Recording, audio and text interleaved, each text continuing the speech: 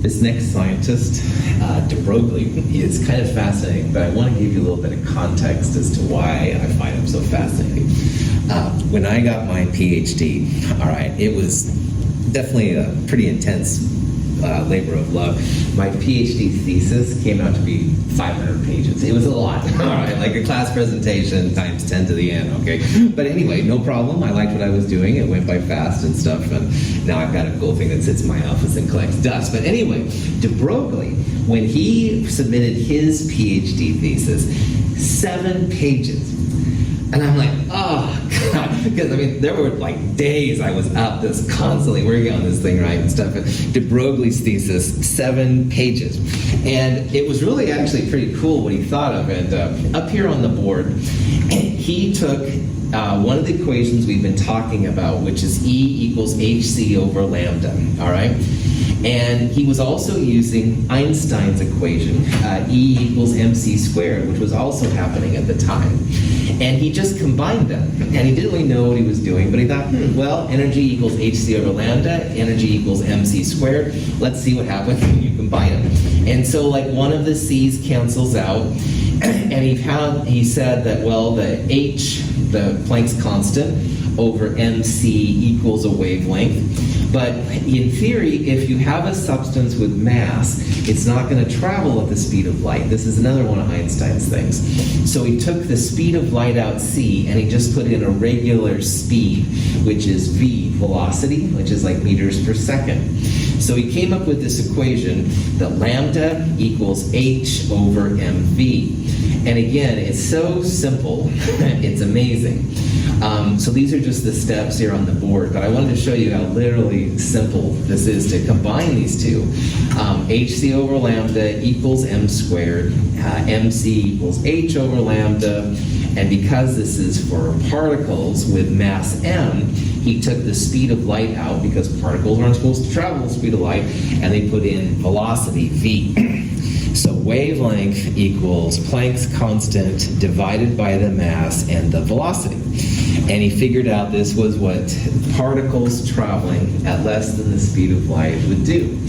And it was very, very simple, and that's physicality, but his committee didn't know what to do with it. They were like, what the? This is so weird. So they actually sent his thesis to Einstein, and he said, does de Broglie know what he's talking about, or is he a flake, like that? And Einstein said, give this man his PhD. And de Broglie ended up working with Einstein and stuff like that on different things.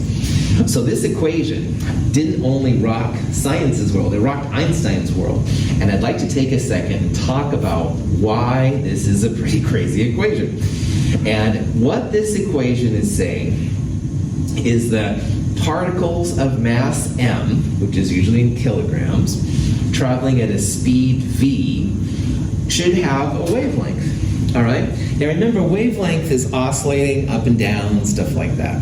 And although I've had lots of caffeine this morning, as I walk this way, I don't think you're seeing me walk with a wavelength. At least I hope I'm not anyway. I pulled over, just say no, kids. But anyway, yeah, you shouldn't be seeing me with a wavelength, and I certainly don't see you having a wavelength and stuff associated with it. And people don't, scientists don't, see wavelengths lambda for most objects with mass m, all right?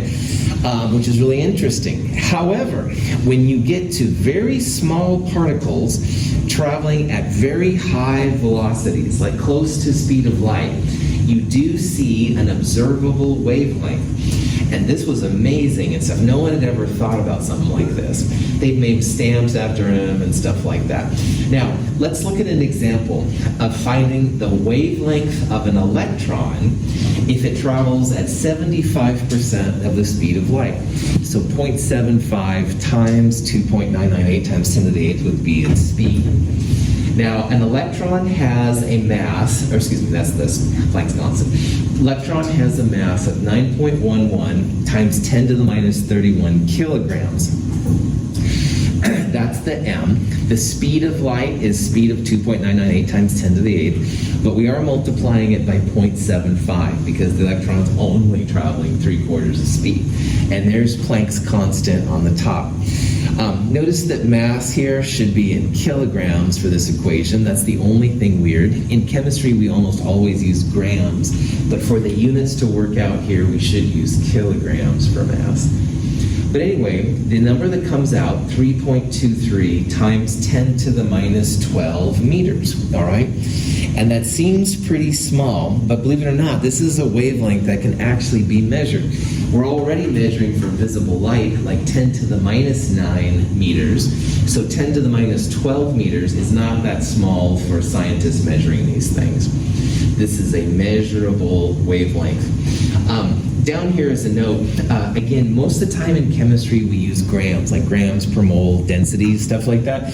However, a joule in science world is equal to a kilogram meters squared per second squared. And because we have joules right there, we have to use kilograms for mass.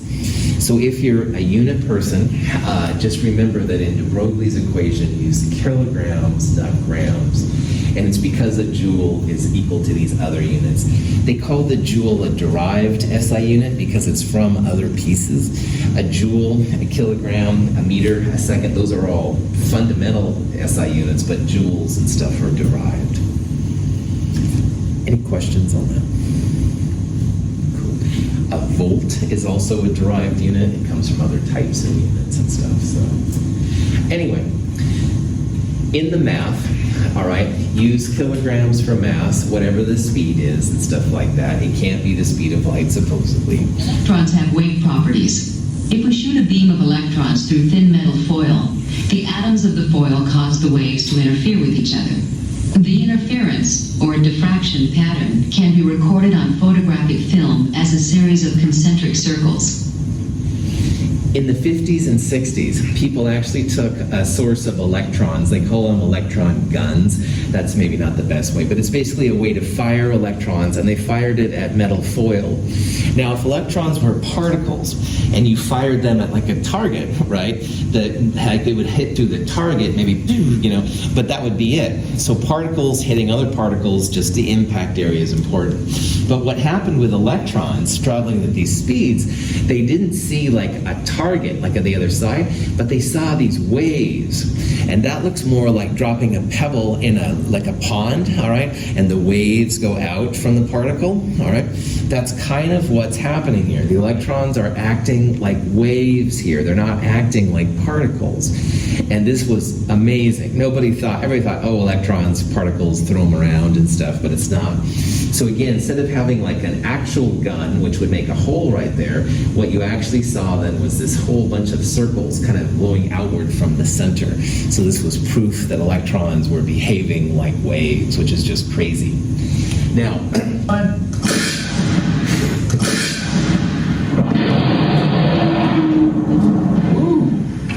let me play this thing real quick.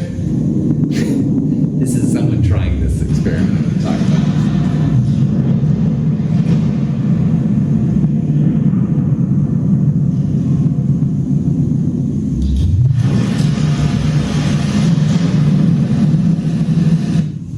So I apologize for the cheesy video.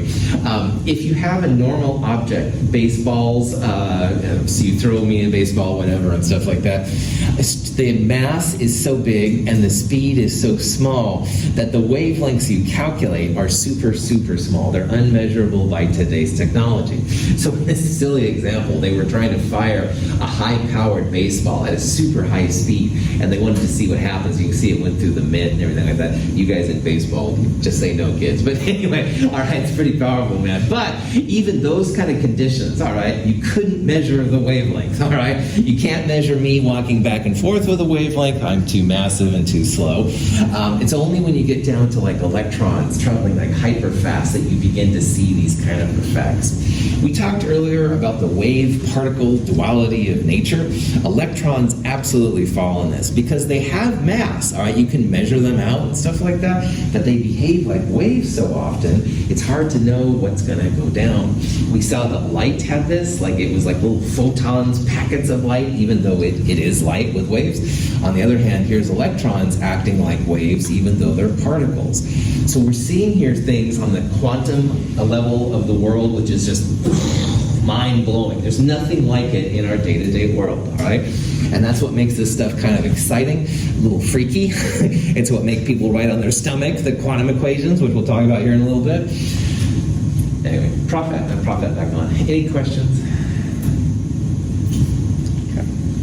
So, good old Schrodinger came around, and he's the real hero of this whole section. He kind of brought all these pieces together, and he created what's called a wave equation.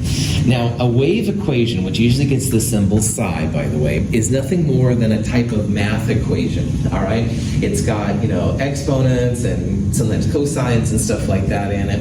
But what's really cool about a wave equation is that you can apply a function to that function, and you'll get a number out. And that number is usually related to the energy of the electrons. It's very, very cool. And when you do this, all right, when you do all these wave equation kind of things, you end up naturally with the quantization. So Bohr put in n equals 1, n equals 2, n equals 3 because it fit his data. In Schrodinger's world, this came out naturally, all right? A lot of times in calculus, they'll be like multiply by an integer. Well, the integers turned out to be the quantization that everybody was looking for. So Schrodinger was able to put in where the quantization comes from. Again, classical physics thought, hey, electrons can be anywhere around the atom, no problem. Here, no problem. But in the actual world of the electrons, all right, electrons have to be on one of these steps. They can't be like in between steps, all right? There's only certain allowed orbits around the nucleus that are allowed. And this is where Schrodinger again kind of came out and stuff, so. The wave function is good about describing the motion, the location, and time. And again, the quantization part was definitely a factor that he did. Okay. Any questions on that? Yeah.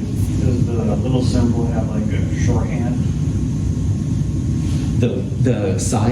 Yeah. That actually is the shorthand. Here's some examples of some of these things. The psi, actually this isn't a psi, on the very first slide I showed today were some actual examples of it, and they're just long, pieces with different constants and stuff in it. But the psi represents then this whole family of equations and stuff that come out. We're not going to use the psi too much, all right, for what it's worth, but that was actually the shorthand version of this stuff. So, good.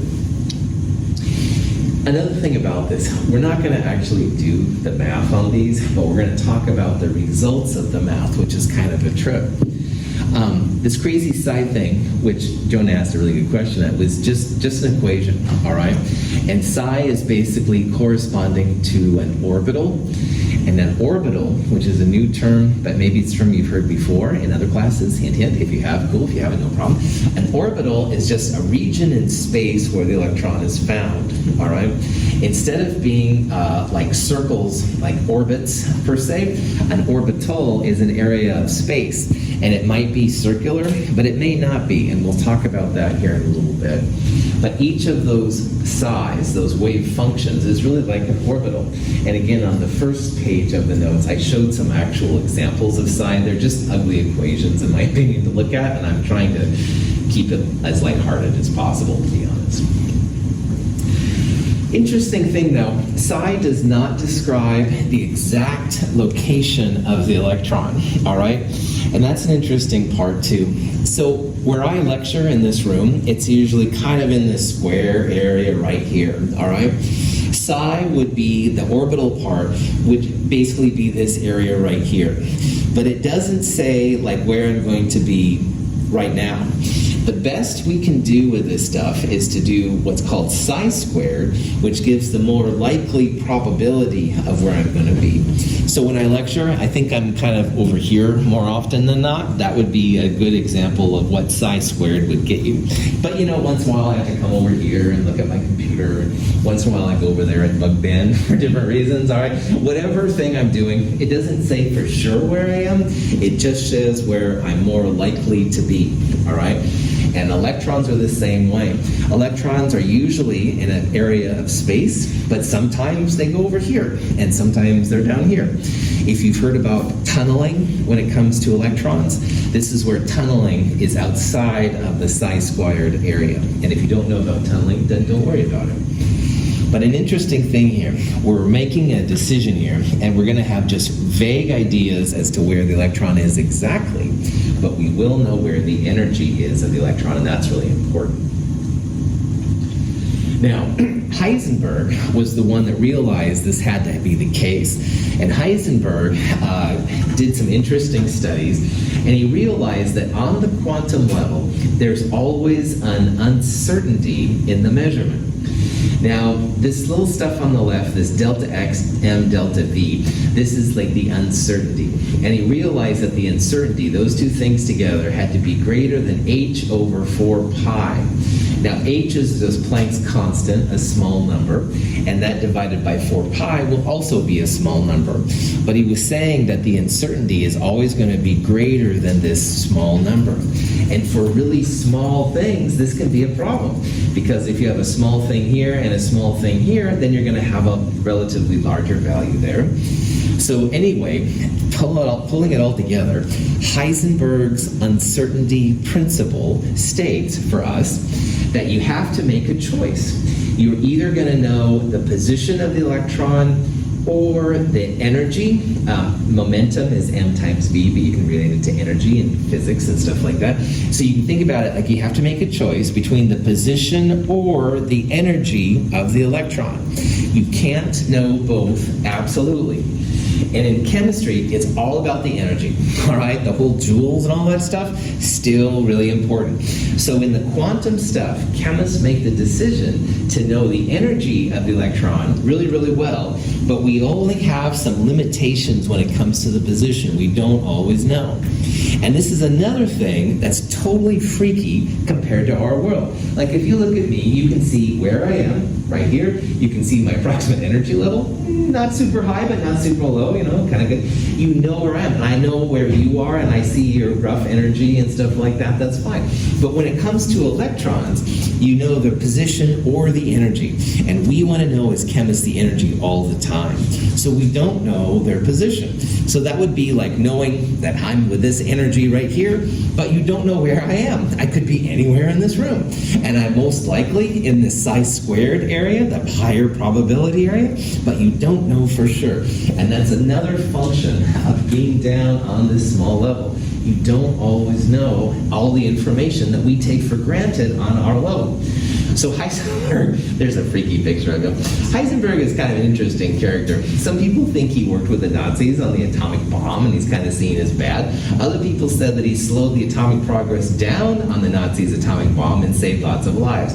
I don't know what to think, but Heisenberg's uncertainty principle is certainly important because at this level, we must make a decision between knowing energy or position, but you can't know both. So chemists pick the energy. We'll only have a vague idea where the electron is at any one time around an atom. And again, if nothing else, on a personal level, just think about it because you know where I am right now. You know what my energy is. If it was an electron, you have to make a choice. And we choose the energy over the position.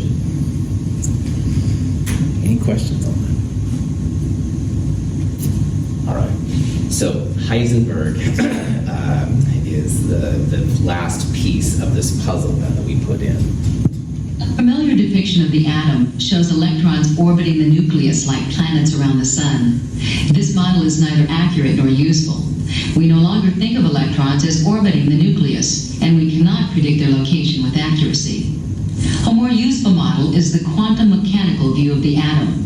which represents the positions of electrons in terms of their probability of being in a particular region around the nucleus. If we could show all positions for an electron with a specific quantized energy, the resulting picture would look something like a cloud. I'm sure you've all seen, and I'll bet some of you use on Wednesday, pictures of the atom where there's like a nice circle and the middle is the nucleus and electrons there and they're circling around. Well, technically, this model is flat wrong, all right? Technically, it ain't happening because electrons circling will create friction, it'll break the atom down, our atoms would all break down in our bodies, it would be really, really bad. However, the real version has the nucleus still there, and there's like these little dots all over the place, right? And they're hard to draw, and people like me who can't draw anyway would have a horrible time doing it. This is what the real atom should, this one right here would be more like what the real model looks like, right? You have these electrons, they're shimmering, all right, because you don't know the probability. You know their energy really well. The quantized energy is really good. Their best guess is that we have a probability as to where the electrons actually are. So the classical idea, planets around the sun, it's a horrible model, but it's still used because it's a lot easier to draw, all right? Even with graphics and stuff, unless you're animation, then it can be tougher.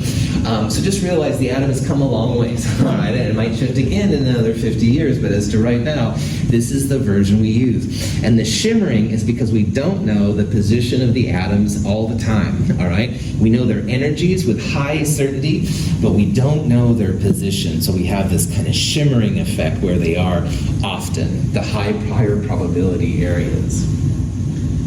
Any questions on that? Cool. So I'm never mad at high school teachers or whatever that use these kind of things because it's a lot easier to use and it is a good description. There are more likely radii from the nucleus to the electrons, but technically the shimmering kind of version would be like the best version of what an atom looks like, quote unquote. All right. So these 6 scientists rock this world. All right, Planck, Bohr, de Broglie, Schrödinger, Heisenberg, and Einstein, absolutely. These are the big names, the giants of quantum physics. But all of them are human. Now, this is a picture of Bohr and Heisenberg, and it's kind of hard to see in this picture, but this is actually Carlsberg beer. Now, again, if you're under 21, I know the answer is no, but if you're over 21, Carlsberg beer is still a beer that's made. It's from Denmark or something like that. It's not bad or anything like that, kind of. But anyway, it shows them just sitting around having, you know, a little beer, a little coffee, non-alcoholic, whatever, and stuff like that. Carlsberg is the beer there, and it's actually kind of cool stuff. They all took Chem 221 at one time or another, all right? They didn't start off by saying, you know, E equals M squared equals HC over lambda. They worked their way up. So just like you are all here in Chem 221 now, you could totally be the next great quantum person, all right? Don't, just kind of do it. Don't argue for your limitations. Just keep after it. There's still lots of work to be done. Lord Kelvin was full of it, and himself, in my opinion. So just kind of follow it, man. You can do this too. This is all stuff you could do. If you take Math 254, you can do all the math in here. It's for a later course, but it is stuff you can do. You got this. Questions? All right. The next part is we're going to figure out, to take the results of quantum mechanics to describe how the electrons are placed around the atoms. And quantum mechanics itself is just calculus math. All right, you need Math 254. We're not going to do calculus 254 in this class because this class only has up to 111 or whatever. In the background here are some more of these quantum equations, by the way, the wave equation psi. And they're just, you know, mathy stuff, partial derivatives, all that kind of jazz. If you've heard about it, well, now you can see the uses for them. So what we're going to do is pretend we've done all the math. And people have done it to a lot of high degrees. And we're going to use these results to figure out how electrons are placed around the orbitals. We're going to see that there are 4 quantum numbers that come out of these kind of calculations. And with those 4 quantum numbers, we can do so much in chemistry. It's really, really cool. We're going to talk about the orbitals, which are basically the wave equation psi we talked about. We're also going to talk about how orbitals are placed into subshells and shells. around an atom. And all of these things go together to describe where electrons are on the atom. This is going to be the area that's going to take us back to the 1s2, 2s2 kind of electron configurations, if you've seen that before. If you haven't, we'll talk about that too and what it means. So, in quantum mechanics, when you do the calculus on it, here's what kind of happens. The orbitals hold electrons, and orbitals are placed into subshells. And the subshells themselves are placed into shells. Now, sometimes at this point, I will use the idea that an orbital is like a room in a house. And a room is placed with other rooms into a house or a subshell. And there are often many houses on a street. There are often many subshells in a shell. So again, in the back of your mind, if this helps, an orbital is like a room. Subshell is like a house that can hold one or more rooms. And a shell is like a street of houses. All right? If this helps you, cool. If it doesn't, then you can ignore me, definitely. The shell, the street number, or the street that these other things are on, that's where that quantum number n pops in that Bohr talked about. So when he talked about n equals 1, n equals 2, n equals 3, those are the streets, all right, that the electrons were jumping between. They were jumping between like the n equals 2 street to the n equals 1 street. That's the principal quantum number n. And n is the first of these quantum numbers we're going to use. And again, if you understand how these quantum numbers work out, then it helps you to understand where electrons are placed in and also their energy.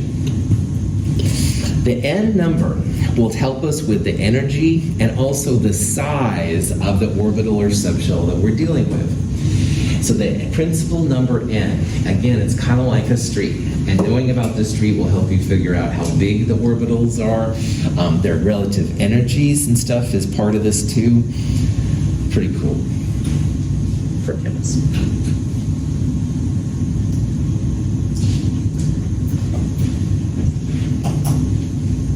The whole numbers on the left of the periodic table, which we called periods earlier, but these period numbers are essentially the shell numbers.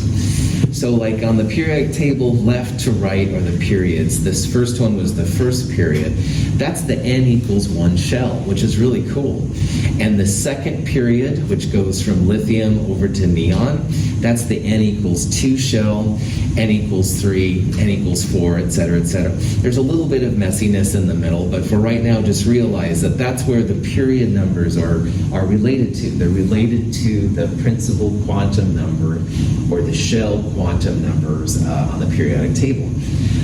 It works really well for main group metals and non-metals. The transition metals, lanthanides and actinides, we'll talk about a little bit later.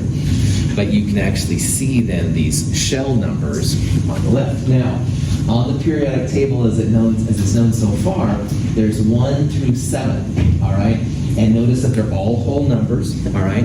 We don't have 8 or higher yet, but we're really close to 8. I'll talk about that later if I get too excited. But anyway, the principal quantum numbers and stuff are literally seen in the period numbers. They're always whole numbers. They're always larger than 0. They're integers. There's no fractions. Okay. The 4 quantum numbers, pretty important. I'm just going to list them all up here real fast. The 4 quantum numbers are n, l, m sub l, and m sub s. N is what's called the shell number, and this is like the street that the houses are on, all right? So n is like the shell. N helps you with size of the orbital and also energy of the orbital too. L, which sometimes gets a cursive L, the cursive L looks like that, but it's a weird one to find, so people just usually use L. L is called the angular quantum number. L is called the subshell, and it helps you to understand what the shape of the different piece is, and we'll talk about what this means later. M sub L is called the magnetic quantum number, and M sub L helps to talk about the orbitals. Each value of M sub L is an orbital. An orbital is actually where the electron fits in. electrons are kind of like people that go in a room. And so in the orbital, you have a room, and that's what the orbital is. It's like a small part of the subshell or shell. Now, m sub s is the fourth quantum number, and that's called the spin quantum number. We're going to talk more about m sub s in chapter 6, part 2, but m sub s really relates to electrons, individual electrons. And in my silly analogy, the m sub s quantum number is like a person. So you can have a person in a room, orbital, and the orbital room can be in a house, subshell, and you can have more than one house subshell on a shell or a street of houses. So this is kind of where I'm going. So it's like people to rooms to houses to streets. In reality, it's the spin quantum number relating to the orbital magnetic quantum number. That relates to the subshell L and the shell N. Now again, these weird quantum numbers are all the result of the calculus that comes out, all right? When you do this high-level calculus with all the different variables involved, these numbers pop out, which is really crazy. And some of the classes I took, we actually did the math, and that was pretty interesting. But again, with your guys' TI 92s and stuff like that these days, and it inspires, wow, this makes really fast work of some of these kind of things. Questions on any of this? There is a handout for the quantum numbers, which basically goes over these different things. We're going to talk about what the different values of N, L, M sub L, and M sub S are.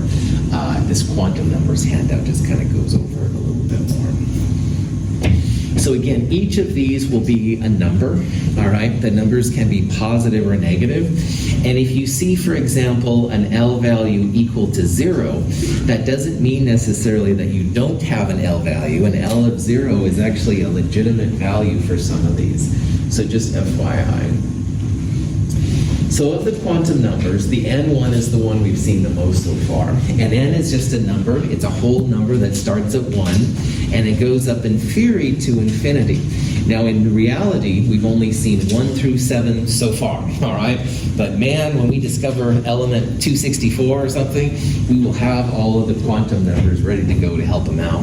The quantum number N helps with the size and the energy of the particular electron you're looking at.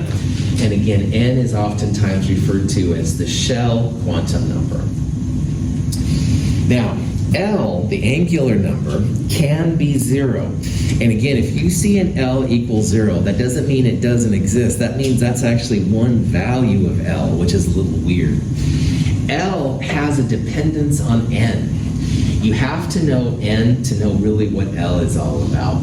So L values always start at 0, and they go up to N minus 1. So if you had N equals 2, 2 minus 1, 1, that means L could be 0 or 1. And if L was 3, then that means you could have L of 0, 1, and 2. So L depends on N a little bit. It's like the number of houses depends on what street you're on. All right, some streets are short, some streets are really long. So it depends how many houses you are. That's the analogy if it works. Anyway, L helps you with the shape, what the area around the electron looks like. And I'll show you some pictures, if you will, later. And again, L is referred to often as the subshell. It's the subshell because it's part of the shell, but it's a subpart, like a street, house on the street. M sub L, magnetic quantum number, depends on L, just like L depends on N. M sub L values will at least be 0, but technically they go from minus L to positive L. So let's say you had an L equals 1. Then that means that M sub L would go from negative 1 to positive 1 in full numbers. So M sub L would be negative 1, 0, and plus 1. If L was 2, then M sub L would go from negative 2 to positive 2. That would be negative 2, negative 1, 0, plus 1, plus 2. A quick way to find out how many orbitals there are, how many M sub L values, would be 2L plus 1. So if you have L of 0, 2 times 0 plus 1, only 1 orbital. On the other hand, if you had L equals 3, 2 times 3 plus 1, that would be 7 orbitals. So this is a quick way to tell like what exactly is happening when it comes to M sub L. M sub L tells information about how the orbital is oriented. The axis of the thing is going to be important. You can have like X, Y, and Z axis. I'll show you some examples of that here coming up. Here's a couple of things though. Knowing what values don't fit is sometimes as important as knowing which values do fit. So for example, of these three, the only one that can have negative values would be M sub L, all right? And of these three, you will never have a 0 at the end value, all right? N is only positive numbers from 1 to infinity. L depends on N, M sub L depends on L, stuff like that. We'll talk about M sub S more in the next section. Any questions so far? Okay, so here's a type of question you might see, and it says, which of the following is not a valid set of quantum numbers? So we're going to use these rules over here to figure out what the best answer is here. So let's start with this. N equals 4. All right, well that's legit because N has to be a whole number from 1 up to infinity. 4 is cool. L can't be bigger than N minus 1. So 4 minus 1 would be 3. L of 1 is certainly within that range. That means it's 0 up to 3. So this fits with there. M sub L negative 1. M sub L must be between positive L and negative L. So in L equals 1, that would be negative 1, 0, plus 1. Negative 1 is one of those. This is a legitimate set of quantum numbers. N equals 6 is fine. It's not 0, it's one larger whole number. L of 5 has to be no bigger than N minus 1, so 6 minus 1, 5, that's okay. And M sub L, negative 5 to positive 5, including 0. Once again, M sub L of 0 is legit, so this would be a good set of quantum numbers. This one, though, let's look at this one. N equals 2. Okay, that's a good value of N. But L equals 2. L can be no bigger than N minus 1. So if N is 2, 2 minus 1, L cannot be bigger than 1. L could be 0 or it could be 1, but it couldn't be 2. N cannot equal L, all right? L can be no bigger than N minus 1. So in these 4 sets of data, L here is bad. If N is 2, then you could only have 0 or 1 for L, but you couldn't have N and L be the same. Cool. Any questions on that? Prof Adolf. Although we're not doing the calculus, these things are still a little weird at first. So the more practice you have, of course, the better. Seeing which ones don't fit, like this one, can be helpful in letting you see how the pieces fit together. So that's why there's examples and sample quizzes. Okay, Prof, back on. Now, earlier I said I was going to show you pictures as to what the atom orbitals looked like. And these are actually pictures of the orbitals. And notice how on the left-hand side there's an S by them, 1s, 2s, 3s. These guys all look kind of like a big sphere, like a big bowling ball or a big beach ball, something like that. The ones here in the middle, which have a P next to them, and there's 3 of them, more or less, they look like a big figure 8, all right?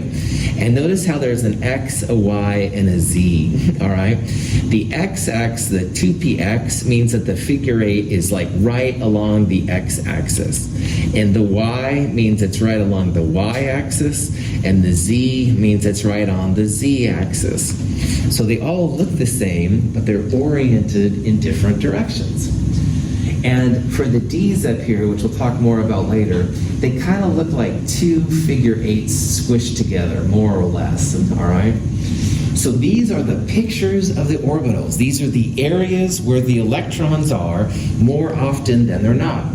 So like, for example, in this big sphere, all right, let's say that we calculated me. This would be my most probable region for a lecture, all right? And most of the time, like 90% confidence, whatever, I would be within this sphere. Now, you don't know if I'm here in the sphere or if I may be over here on the edge of the sphere, but you know I'm within this area most of the time. And that's what that means for chemists. This 3s orbital there means that the electron is in there most of the time, 90% of the time, give or take, something like that. But we don't know if the electron's up there or right there or right there. We just know that 90% of the time it's right there. And the same thing with these guys, like these figure eights. Like we don't know if the electron's up there or right there, or if the electron is there, there, there, there. We just know that the electron is in those places more often than not. Now, the 1s, the 2p, the 3d, we're going to introduce what's called the NL notation, and it's super important for this area. NL is a number followed by a letter, all right? And the N is literally that number in front. So 1s is n equals 1, and the 2s, n equals 2, and the 2p, n equals 2, all right? Whatever that number is in front, that is the N shell number. Now, the letters, all right, correspond to a value of L. And we can't have a number next to another number because like 30 would look like 30 instead of a 3 and L or something like that. So people, Germans, let's be honest, brought up in the 1920s, whatever, this thing for SPDF, and it goes on G and H. My stupid little saying that helps me remember this is stupid people drink freaking gasoline. You can think of your own, probably less juvenile version of this expression if you'd like to, but on the other hand, it does work. Now, this is important because L starts at 0 and goes up to whatever n minus 1 is, but it does start at 0, so we need something for 0. So if you see an S letter, that means L equals 0. If you see a P letter, that means L equals 1. So if you look at, say, 1S right here, N is 1 from the number, and S means L equals 0. On the other hand, let's say you have this guy, a 2P. Don't worry about the letters right now. 2P, well, 2 means that N equals 2, and P means L equals 1. So this is an N equals 2, L equals 1. And this would be N equals 3, L equals 2, etc., etc. And you can go on from there and keep going. So the NL notation is super important for this next area. And if you haven't seen this before, make sure you know how to interpret what N and L values are. If I said, what's 4P? What's N and L? Then you could figure it out. Question? So let's say we have an orbital. N equals 3, L equals 1, M sub L equals minus 1. What type of orbital is this? And this is, again, an NL question, all right? So the N value is the number that goes in front. It's going to be 3 something, so not 4. L equals 1. If you look on this little table, L equals 1 means you have a P. So this particular one would be a 3p orbital. Now, the M sub L tells us if you're X, Y, or Z. All right, that's what M sub L is all about. We don't really need to worry about that, though. We're only using NL notation here. So M sub L really doesn't help with this problem, all right? But if you're curious about it, there's X, Y, and Z. This would tell you that maybe you're more likely X or something like that. Any questions? Okay, so let's talk about shells and subshells a little bit. Now, N is the part that refers to the shells, and L is the part that refers to subshells. So N equals 1. That's the first shell quantum number. L can be from anywhere from 0 up to n minus 1. 0 up to 1 minus 1 is 0. The only value of L is going to be 0 here. M sub L depends on L. M sub L goes from negative L to positive L. Negative 0 to positive 0, just 0. So there's only one set of quantum numbers for the n equals 1 shell. And I like to think about this as on the n equals 1 street, there's only one house, one value of L, and that one house has one room. It's a shack. So if you see anything with a single room, it's kind of like a shack. And there's a reason for the shack thing here too, we're going to see. Now, here's again the proper way to interpret this. When n equals 1, L goes from 0 to n minus 1, which is just 0. There's only one subshell, all right? That's what the L equals 0 means. There's only one allowed value of L, one subshell. And that one subshell has only a single orbital. M sub L minus L. The positive L is just 0. So there's only one orbital in that subshell, and there's only one subshell on that shell. Again, it's kind of like there's only one room in this house, and there's only one house on that street. They call this one the 1s subshell, all right? The 1 is the quantum number. S, SPDF, the S means L equals 0, all right? They called it S because all of those were those beach balls, bowling balls. They looked like big balls. It was spherical in shape. And supposedly that's where the S comes from, sphere. I don't know, I can't even speak English, but anyway. That's where supposedly the S comes from. All of the S subshells are spherical in nature. And if you look back on those, there's like little circles, bigger spheres, even bigger spheres. But they all are spheres. They're the single room shack of these kind of pieces. Questions? Okay. So this is the n equals 1 shell. And the n equals 1 shell has one subshell. And this one subshell has one orbital. And again, it's kind of like the n equals 1 street has one house, one value of L, and that one house is a single room, single M sub L room house. And I call it a shack, which also begins with S, but you know, I drink too much coffee, so. Okay. This is a series of pictures which kind of show what the spherical part is all about. Now, excuse me, when people do the calculations, they will oftentimes have this psi squared thing, and it goes to a 90% confidence level, which means that 90% of the time they feel the electron will be inside there. So you can see that because there's a radius, then you can do circumference and all that kind of jazz. So that's where these spherical things come from. This is an actual probability of where the electron is. And at 90% of the time, this is the radius you would need, okay?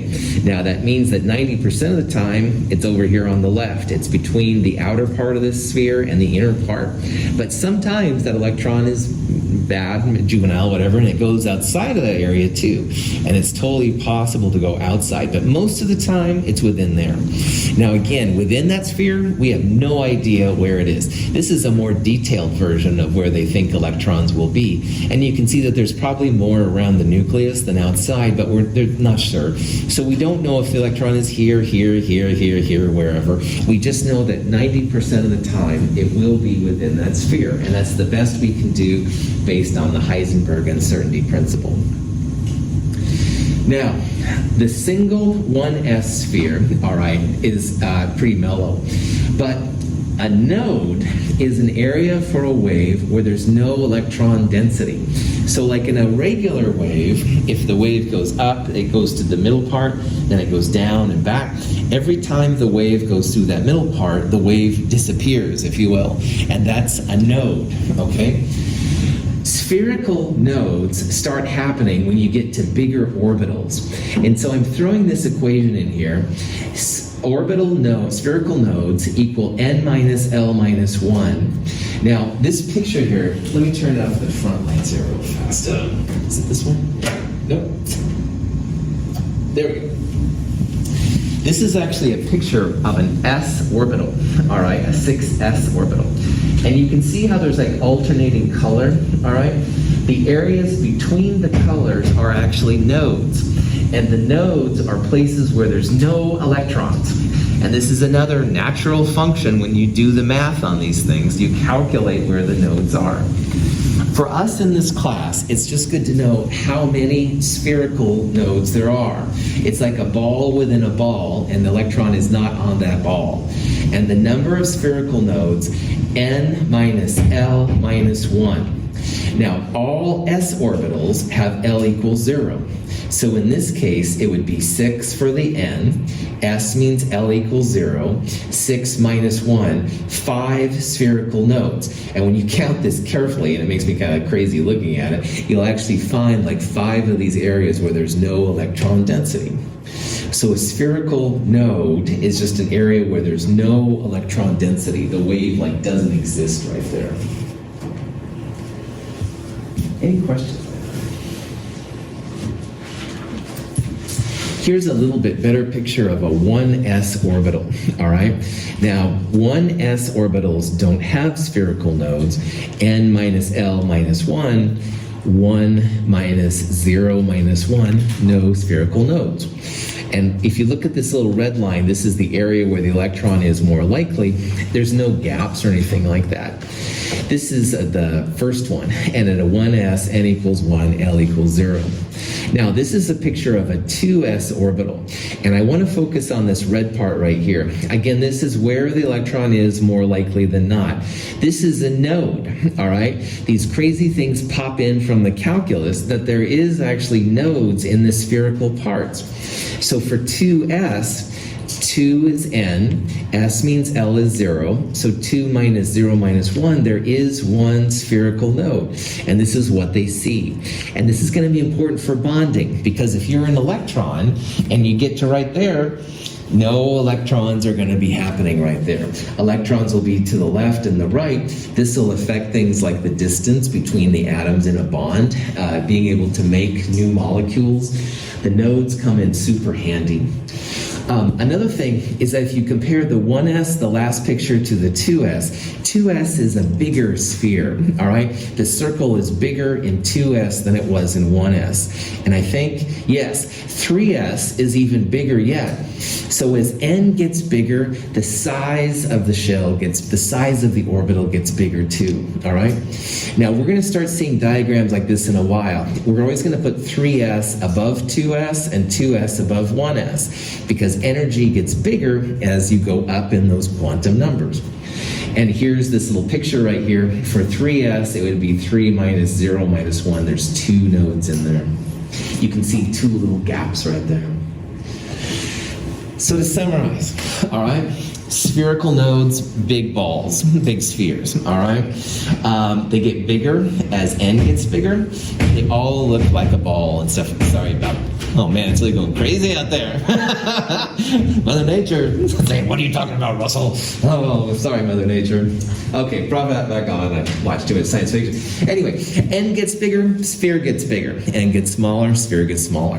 As you go up in n, you get bigger energy, which makes a big difference. And finally, the spherical nodes is something to keep in the back of your mind. N minus L minus 1 is something we deal with these spherical nodes. And those are, again, just places where there's no electron density. And when you start making molecules, you can't make any molecules where there's a node. There's no glue to hold it to the other atom. Okay? Questions? The next type of orbital is called a p orbital, or the next type of subshell, if you will. Now, when you go to the second shell, when you get to n equals 2, all right? When n equals 2, L always starts at 0, and it goes up to n minus 1. So 2 minus 1 means the maximum value of L is going to be 1. There are 2 values of L for n equals 2. L equals 0 and L equals 1. And I use the idea that on the n equals 2 street, there are 2 houses, all right? There's the L equals 0 house, and there's the L equals 1 house. Now, on the second street, when you get to the L equals 0, that's another s orbital, all right? But I do want to point this out. When you get to n equals 2, there's 2 subshells, all right? 2 subshells in here, 2 types of values of L. And the first one isn't a big deal. When L equals 0 and M sub L equals 0, that's the 2s, all right? So remember, every time you see L equals 0, that's an s. We'll put a 2 in front of it, so that's the 2s subshell, and that's going to be the big sphere, all right? But the new player on the block, the new type of house on this street, is when L equals 1. Now remember, when n equals 2, L can be 0 or 1 up to n minus 1. When L equals 0, M sub L goes from negative L to positive L, negative 0 to positive 0, only 0. But when L equals 1, you go from L equals negative, M sub L equals minus 1 to positive 1 in whole numbers. So there are 3 allowed M sub L values when you get to L equals 1. And those values are negative 1, 0, and plus 1. And these are the x, y, and z axes we saw earlier, all right? Each of those corresponds to x, y, or z. So this is a fancier type of subshell. It has 3 orbitals in it, M sub L negative 1, 0, and positive 1. And I think about that as a fancier type of house.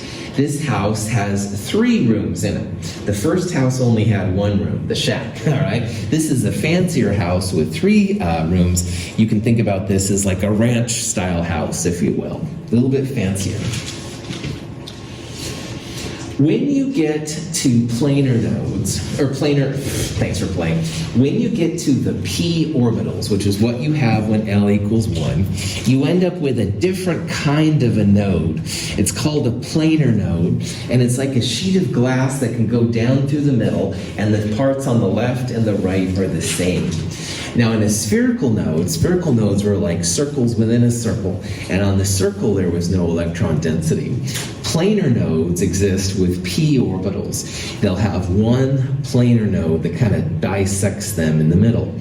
So all 3 of these are orbitals, x, y, and z. They'll all have one planar node inside them.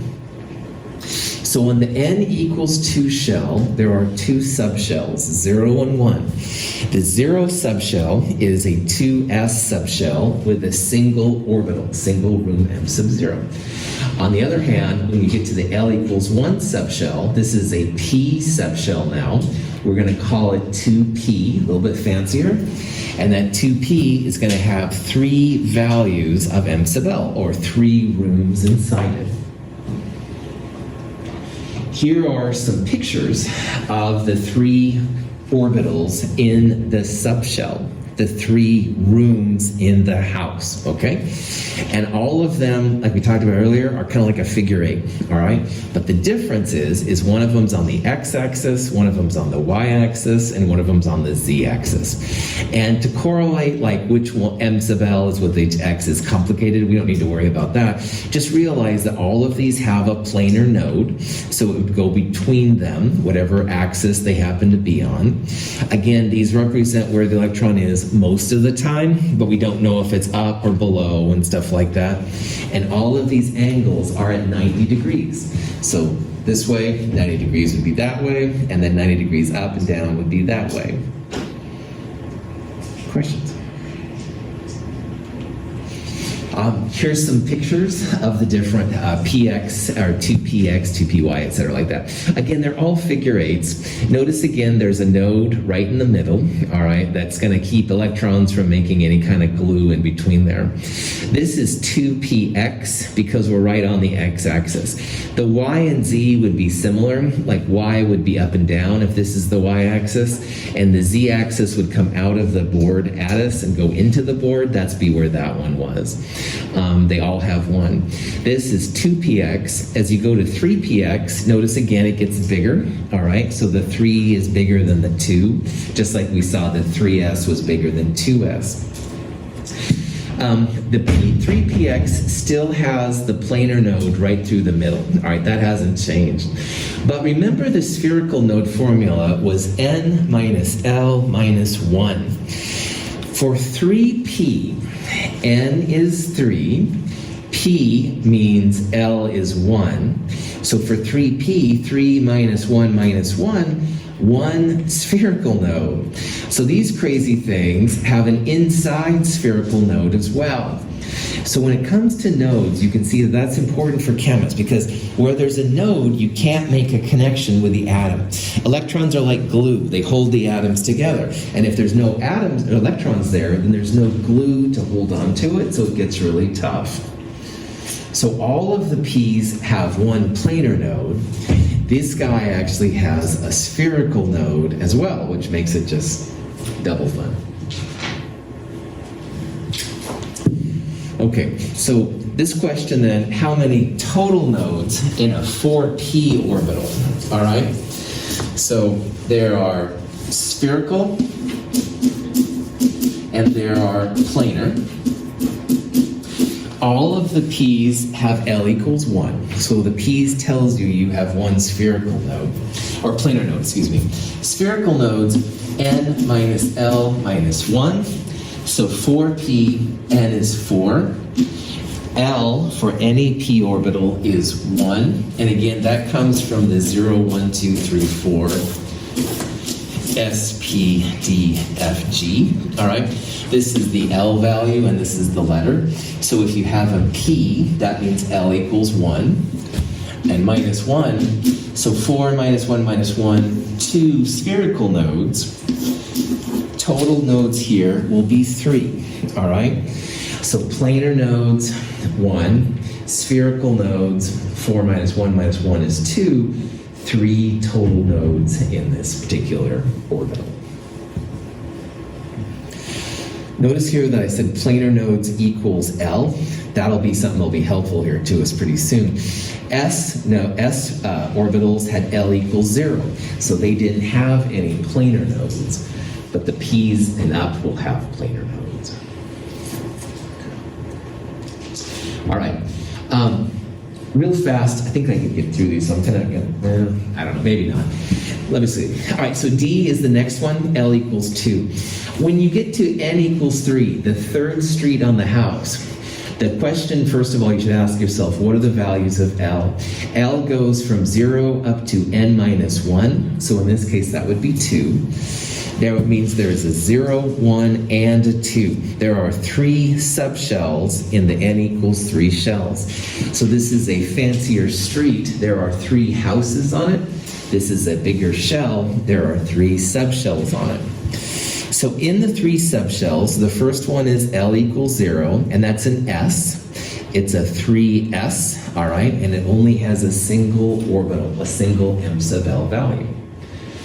When you get to L equals 1, the second subshell, that's a 3p. And m sub L goes from minus L to plus L, so minus 1, 0, plus 1. The 3p subshell has 3 orbitals. So just like the 2p subshell had 3 orbitals, the 3p subshell has 3 orbitals as well. Each one of these corresponds to an orbital, so that's why we said there's only 1 orbital in the first one, 3 orbitals in the next one, and now the new player on the block, L equals 2. Now, L equals 2 stands for D right there, all right? And when it comes to D, first of all, you put the little d next to the number. So n equals 3, L equals 2 means D.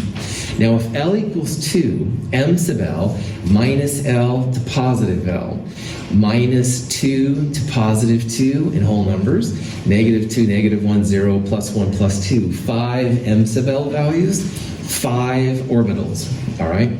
So the 3D subshell has 5 orbitals. The 3p has 3, 3s has 1, 3d is an even bigger one. This is like a split-level house, fancier than a ranch house. All right, it's got 5 rooms. The ranch house had only 3, and the shack S had just a single room.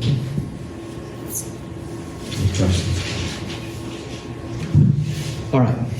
S orbitals have no planar nodes and are sphericals. P's had the 1 planar node. S's are going to have 2 planar nodes. And most of the d orbitals look kind of like 2 figure 8s put together. So it's like 2 sheets of glass will fall in between them. The important thing is that as L helps us figure out the number of planar nodes. So if L equals 2, you're going to have 2 planar nodes. And if L equals 1, there's 1, stuff like that. Here's kind of an overview of nodes. Planar nodes equals L, and spherical nodes N minus L minus 1.